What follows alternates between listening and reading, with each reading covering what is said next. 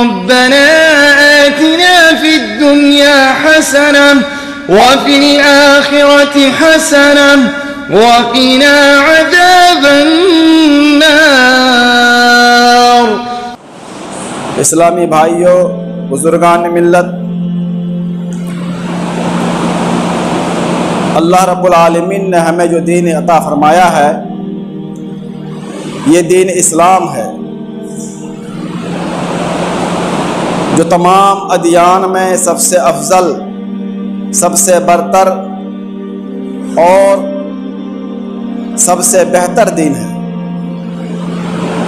جیسا کہ خود اللہ رب العالمین کا ارشاد ہے، ان الدین عند اللہ الاسلام، کہ اللہ تعالیٰ کے نزدیک سب سے پسندیدہ محبوب دین اگر کوئی ہے تو دین اسلام ہے۔ اور اس کے پسندیدہ ہونے کی، محبوب ہونے کی وجہ کیا ہے؟ وہ وجہ یہ ہے کہ یہ دین اسلام ایک ایسا دین ہے جو انسانی زندگی کے تمام گوشوں میں رہنمائی کرتا ہے۔ انسانی زندگی کا کوئی بھی پہلو، کوئی بھی گوشہ ایسا نہیں ہے جہاں پہ اسلام کی تعلیمات، اسلام کی طرف سے رہنمائی و ہدایات میسر اور موجود نہ ہوں۔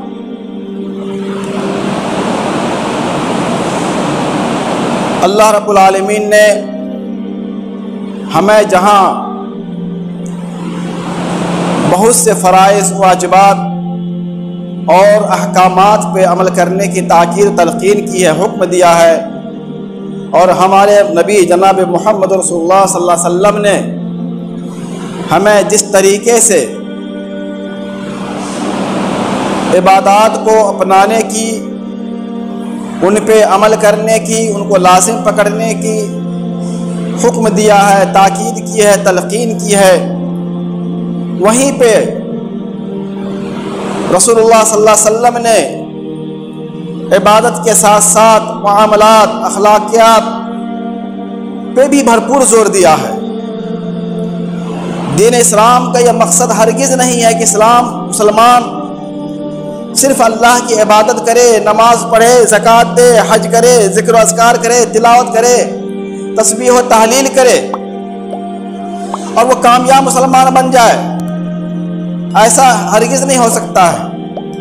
عبادات کے ساتھ ساتھ ہمیں کچھ اور بھی ایسے کام کرنے ہیں جن کاموں کو کر کے ہم صحیح معنی میں اللہ تعالیٰ کے نزدیک ایک صحیح مسلمان بن سکتے ہیں، اللہ کا پیارا اور حبیب بن سکتے ہیں۔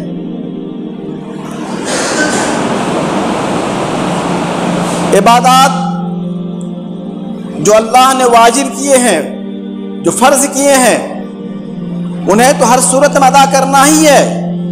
ان سے غفلت برتنا، کوتاہی کرنا کسی بھی صورت میں روا اور جائز نہیں ہے۔ لیکن ساتھ ساتھ کچھ اور بھی چیزیں ہیں جن کی طرف ہمیں توجہ دینی ہے، جن پہ ہمیں بھرپور عمل کرنا ہے، تب ہمارا ایمان، ہمارا اسلام، ہمارا دعویٰ ایمان اور دعویٰ اسلام اللہ کے نزدیک قابل قبول ہوگا۔ وہ چیزیں کیا ہیں؟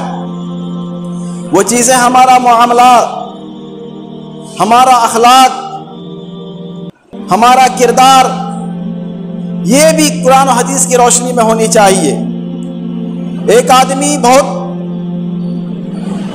نمازی ہے، نماز کا بھرپور پابندی کرتا ہے،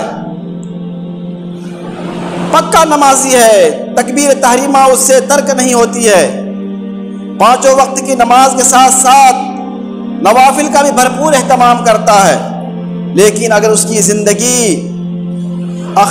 اخلاقیات سے عاری ہے، خالی ہے، معاملات ان کے صحیح نہیں ہے، تو ان کی یہ نماز، ان کے یہ نوافل، ان کی تہجد گزاری کل قیامت میں اللہ تعالیٰ کے نزدیک نفع بخش نہیں ہوگی، قابل قبول نہیں ہوگا۔ کیونکہ جس اللہ تعالیٰ نے ہمیں نماز کی تاکید کی ہے، نماز پڑھنے کی تلقین کی ہے، حکم دیا ہے، جس نبی نے ہمیں عبادات کا حکم دیا ہے، وہی رب، وہی نبی ہمیں اخلاقیات کی بھی حکم دیتا ہے، معاملات کو سدھارنے کی بھی تلقین کرتا ہے۔ اسی وجہ سے ہمارے آخر نبی جناب محمد رسول اللہ صلی اللہ علیہ وسلم نے بے شمار احادیث کے اندر معاملات کے بارے میں، اخلاقیات کے بارے میں ارشادات فرمائے ہیں۔ اور ایک اسلامی معاشرہ، ایک معاشرہ کب اس میں امن و سکون آئے گا، کب معاشرہ تعمیر و ترقی اور فلاح بہبود کے راستے پر گامزن ہوگا، اس کے لیے اسلام کی تعلیمات موجود ہیں۔ اور معاشرے کی فلاح و بہبود، اس کی تعمیر و ترقی، انسانی زندگی میں امن و سکون کا سب سے بڑا راز، سب سے بڑا سبب اگر کوئی چیز ہے تو انسان کے اپنے اخلاق ہیں۔